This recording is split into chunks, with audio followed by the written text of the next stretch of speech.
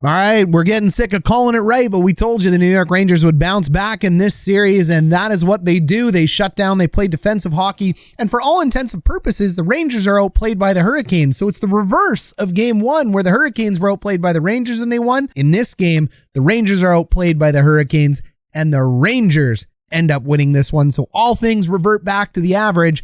Canes and the Rangers is a 2-1 series. Hey, this is the way it could have been if the games would have gone the way they were supposed to. But when you have an elite goalie like Igor Shesterkin in net for New York, things get thrown through a loop. And when you have a team as deep and as deadly and as well coached as the Carolina Hurricanes, that can do it as well too. Another defensive battle to the books. This is a clinic in understanding what's going on in hockey. We had a live watch party for this one, so thanks to everybody for joining. If you weren't in that watch party and you want to know my opinion, here it is, so let's talk about it. As a whole, the Carolina Hurricanes threw everything but the kitchen sink at the New York Rangers, and Igor Shesterkin stands on his head, backed up by a team that played excellent team defense in front of them. So hats off to the Rangers for playing such good team defense in front of Shesterkin. The Rangers are really struggling to leave their zone. The defensemen behind the net just aren't doing what needs to be done. Their feet aren't moving. They're standing still. They're not skating out, taking 2 strides, and then passing the puck. When you are standing still, as the New York Rangers did this entire game, it is very hard to leave your zone, and it is very hard to move the puck forward. So in our last video, we talked about the fact that the Carolina Hurricanes smothered them in the neutral zone with 2 versus 1 play. That happened again today. Carolina played almost flawless team defense whenever New York would leave their zone. There were 2 Carolina Hurricanes there, sometimes 3 to take that puck away. So the Canes played amazing. The problem was the Canes in the offensive zone couldn't get anything going, partly because the Carolina Hurricanes had wobbly pucks on the brain. They weren't making crisp passes, and they were working way too hard with pucks near the point. They should have been working down low in the corner. They didn't do that. They wanted to work up the point with guys like Deangelo and Slavin. Not the way you want to beat the Rangers in this game, and it doesn't end up working out. The New York Rangers played an excellent team game in their own zone, but they're going to have to find a way to score on the rush, and they're going to have to find a way to get sustained pressure against Antti Raanta and the Carolina Hurricanes if they want to win this series. I think the Rangers got a good chance to take another one at home, and Rod Brind'amour falls again victim to not being able to create proper line matching and find a way to win on the road. But I'm not too worried if I'm a Carolina fan right now. Watching this, to be honest, Carolina beat them in every category that mattered. Hot goalies can carry in the playoffs. Shesterkin was a monster tonight, minus 1 little sloppy glove, and you can be forgiven for that when you play as well as Shesterkin did tonight. The third line for the Carolina Hurricanes remains the best line for the Carolina Hurricanes. Aho line got burnt for a goal. They're unable to produce a goal for Carolina here as well. That's unfortunate. You need your first line going. Mika, Zibanejad, and Chris Kreider show us that. Excellent job done by the Zibanejad, Kreider, and Hedl line here. They played really well. They were the best line on the ice for the New York Rangers. Gerard Gallant switches up the lines. I love the fact that Andrew Kopp moved back to the third line, not because Kopp isn't a top 6 guy, but because you need to have depth all over the roster. Go ahead, make 3 great lines. You move Kopp back to the third line, that's going to help you out. Plus, you're looking for a little bit of help in the faceoff circle. Kopp's your best faceoff man out there, and the Rangers really did get punished in the faceoff circle again. That isn't good. They ended up mounting a bit of a comeback on draws, but at the end of the day, Carolina is eating their lunch in the circle as it pertains to face-off wins, and that's a huge deal in the NHL. Mika Zibanejad line isn't doing great in the draw circle, and neither is the Ryan Strome line, so I love the move of Kopp back to the third line. I love the move of Lafreniere up to the second line. Lafreniere if you're French, Lafreniere if you're English, it's the same name. Go ahead, ask him to enunciate it. It can go both ways. You need to have Lafreniere up on the second line. That is very key. He is a top 6 player in the NHL, should be. He's a first overall draft pick, so I thought the lines here were well done. Trouba and Fox on the back end. Fox had a bit of a tough game again today, but he's one of the best players at moving the puck, isn't he? Trouba had a much better game than he did in games past. Trouba's one of their best defensemen, but at times he can make boneheaded plays in the D zone. Carolina can't exploit that because Trouba and Fox play an excellent game on the back end. Condre Miller is the one that impressed me the most. He was the one moving his feet. He was the one making the breakout passes. He was the one who really stood out to me for the New York Rangers. So really nice job by Miller today. The Canes, like I said, what more do you want me to say? Take a look at this right now. What more can you do if you're Carolina? Your Corsi 63-44. 58%. That tells you that Carolina was all over them. Take a look at the shots, 37-28. You threw everything but the kitchen sink at them. 37 scoring chances. That's unbelievable. Normally shots and scoring chances don't match.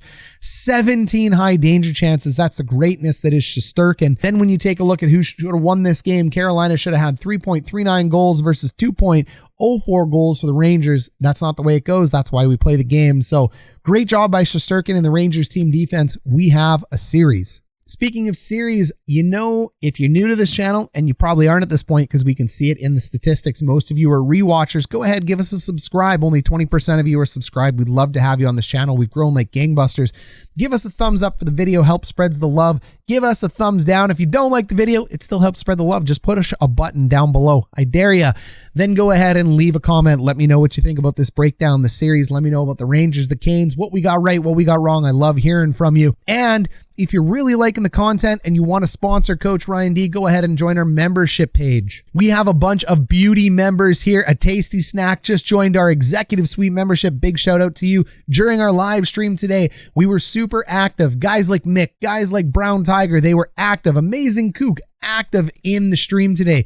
You stand out, you get a little bit more attention. So big thank you, big shout out to our members in the lower bowl. Big shout out to our member in the executive bowl. Love having you all here. And our upper bowl members that are just here to support, you know who you are. You get attention as well too, but the shout outs only go to these two guys. So join the coach's staff, be one of the cool kids. But if you can't, no big deal. Think about giving us a super thanks for a one-time thumbs up, or just keep commenting and watching. That's all we can ask. This content, it's always going to be free. We're always going to be here for you, covering the best in hockey. Talking about the kitchen sink that got thrown at it. Look at how good Shesterkin was today. Unbelievable high danger chances here in the home plate. That is a lot of damage that can be done by the Carolina Hurricanes. We move over to the New York Rangers here. The Rangers were mostly kept to the outside, but Antti Raanta ends up letting a couple sneak by him. One's an empty netter. It's really a 2-1 game. If you have any of these guys in your playoff pool, you're not loving this right now because they're not getting points. But if you're a fan of the Rangers winning, you're absolutely loving it. If you're a fan of the Canes, you love that they're up in the series. And you got to love what the Canes did in this game overall. Really well done. The Trocheck line ends up carrying it 5-on-5 here for the Canes. The Stahl, Niederreiter line, the best third line in hockey. They end up getting the goal. Aho, Jarvis, and Teravainen get limited in their attempts, and Domi's little carnival ride at the end was quite entertaining. As far as defensemen go, the top four defensemen both carry. Pesce and Slay, Brett and Brady end up carrying here for the Carolina Hurricanes. Slavin and Deangelo right in there. Third pairing not getting a ton of ice. Rangers mixing up those lines in real time. Kreider, Zibanejad, Cheadle end up coming in number 2, 5-on-5. The line of Reeves, Rooney, and Mott actually end up carrying. Bad penalty by Mott, almost cost them the game there. Lafreniere, Strome, Panarin 6 minutes, and then just a whole bunch of different combinations of lines.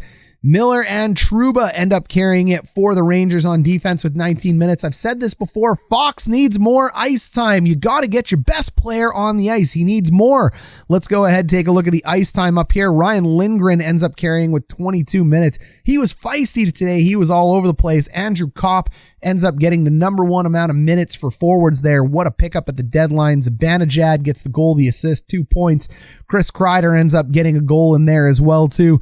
Fox still ends up with 24 minutes in today's game. Trouba at 25, K'Andre Miller at 26. I don't know why it's not ordering these guys properly. They should be up here with Lindgren, but I didn't make the website. Again, it has been a heavy dosing of the top 4 from both teams. Remember when I said defensive depth is just kind of Well, the third pairings, when you get into slogs like this, just don't end up getting on the ice nearly as much as they should. So nice coach's battle right there. Carolina's power play is ineffective. Why? Because they carried their power play up here on the top. You don't want to be carrying up here on the top against the New York Rangers, in my opinion. When you're against a hot goalie, you need to get it down here on the half wall. When you're on the half wall, you want to be able to work it down low or out into the middle. Carolina just doesn't do a good enough job doing that. They love staying up at the top.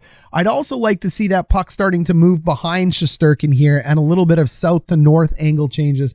I really think Carolina, if they want to score on the road here, they're going to really need to focus on getting down low and playing down low here. It isn't doing it from up top.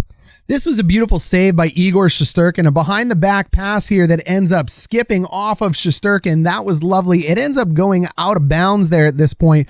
And then as we go a little bit more into this power play with 30 seconds left, they end up going up to the point. Slavin is the man to run it. He ends up bumping it down to the middle, and I really enjoy the fact that he was able to bump it into the middle. Don't just lay a clap bomb there. It ends up moving over to Trocheck, who makes a wonderful slap pass over here in front of the net. Shesterkin is able to stop this one and put it away. Shesterkin was just brilliant, absolutely brilliant for the Rangers tonight. Delayed penalty inbound here. This is one of the few 5-on-5 times the Rangers had pressure. They end up moving it out to the middle while that penalty is delayed, and a beautiful backhand shot on Ranta. He makes an awesome save. There's a backdoor play, and Ranta is able to come cross crease and stop it as well too. Carolina did such a good job at making sure that there were no rebounds today. This was one of the few rare moments of it. That puck ends up going wide. What a beautiful game by Ranta. You can't blame him for this one. Puck ends up coming from down low up here to Adam Fox, and you've heard me talk about this all the time with Fox. He walks the line better than anybody else. Fox never does anything with his feet not moving. He's always looking to score. He's always looking to move his feet. It changes angles. Even though he ends up making a pass, just that little bit of extra movement by Fox ends up messing with angles for goalies. Ends up stepping in, and it's another beautiful slap pass. This is happening all the time. So that slap pass, they end up finding penetration here. And why they find penetration is we call it the T intersection. The T intersection is right here. Imagine if there was a ringette line. If you're an American hockey fan, you have no idea what that is, but a ringette line exists on Canadian rinks.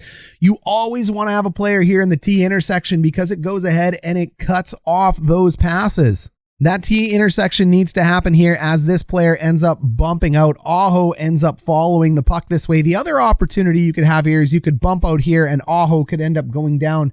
But either way, the Carolina Hurricanes penalty kill, one of the best in the NHL, just ends up getting caught, and they leave that T intersection open. So when it's naked, it goes all the way across. Ranta has no chance here. Boom! In the back of the net. Beautiful goal by number 93, 1-0. Cross ice passes are deadly across the Royal Road. This was an amazing job here by Shesterkin. So as that puck goes coast to coast, what does Shesterkin decide to do? Home run play. He's going to step out and look to play the puck and the puck carrier here. These are very difficult saves to make. So if he stays in his crease, who knows what happens? But take a look at this. Shesterkin coming out with the poke check beauty. Absolute desperation play. All it takes is one move to go around and end up putting it in. Doesn't happen. Shesterkin clears it up. Huge save. This guy was magic. The first was electric. You can see here the Mika Zibanejad Chris Kreider connection. It is a 2 versus 1. You end up taking the shot. Okay, I don't love that. I think you should always take the pass, but he identifies that he has 2 players back here with him. So he ends up taking the shot. At least he made a decision. Don't just stick in the middle. Make a commitment to one or the other. That puck ends up getting through. Beautiful, beautiful hands there by Zibanejad. Look at this amazing play by Ranta. He gets a piece of it, and this is what makes Carolina so special. They get on the rebound and they're able to leave their zone. New York takes a 2-0 lead here on a controversial no call. Take a look at your screen right here. The New York player is going to end up walking out here, but I mean, it's the stick lift that's kind of weak. People are saying Slavin. Deangelo ends up throwing his stick in the air. I don't know if I agree with that. So take a look here quick, just whoop, and there, it's gone. I don't know if you saw that, but here's the stick 10,000 miles in the air. Zibanejad ends up hooking it out of his hand. I think that's a call all day, every day. The ref is right there, but in the playoffs, they shrugged that one off. Total inconsistency here. Irrelevant because the New York Rangers end up walking out, and there is, I hate that. I cannot stand that. Did you see what he did? Look, there goes the stick, and then what does he do? Put up his hands. Oh, what happened to me? Somebody call a penalty. Yeah, I don't like this. Blah, blah, blah, blah, blah, blah, blah, blah, blah, blah, blah, blah, blah. You're being a baby. An absolute, get in the game. Find your stick. Your stick's gone. Doesn't matter. Find a way to play some defense. I hate when players get expressive like this. I'm not just picking on Deangelo. That is any player in the NHL that throws up their hands and goes, oh, poor me, pouty me. Get back in the game. Play your shift. We say all the time, though, it is very hard to play defense without a stick. You should always be looking to get it. He's unable to pick it up in time.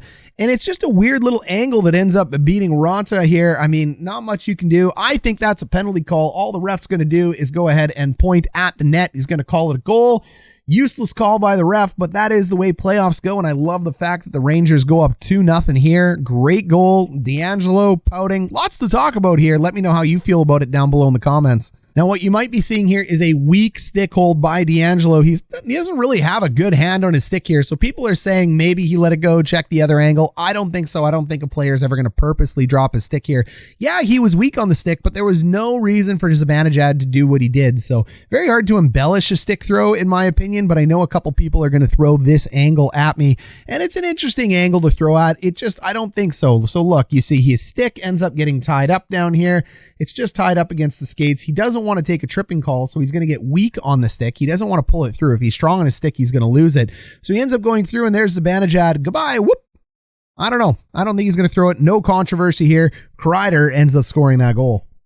Third line of the Carolina Hurricanes here does a little bit of damage. Shesterkin, unfortunately, it sneaks in. You can see it underneath his glove.